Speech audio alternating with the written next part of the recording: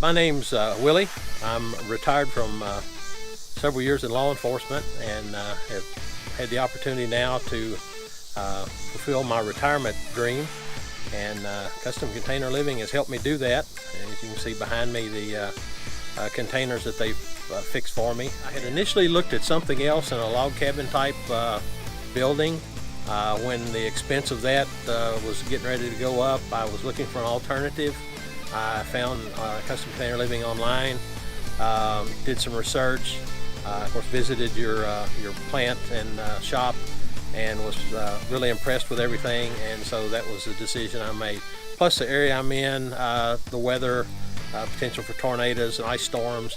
I like the durability of a metal container home, quite honestly. The living or residential portion, I chose the Happy Twogether, the two 20-foot containers.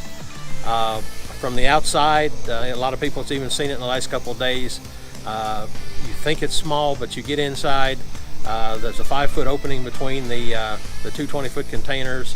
Also the ceiling height was raised and additional windows put in. So really you just don't notice any type of closeness or constriction in there. It's very open, and I don't see anything but normal adjustments to living small. Initially, of course, I sat down with the folks there at Custom Container Living and drew up kind of my wish list and plans. Later got that via email, and all of our dealings was done with email, picking out a lot of the finishes inside. I was instructed how to do that, and sent them the information by photos and email. So other than one plant visit after the initial visit, everything was done by email. And again, I can't say enough about being satisfied with the final product that I received from them. It's done, it's mine.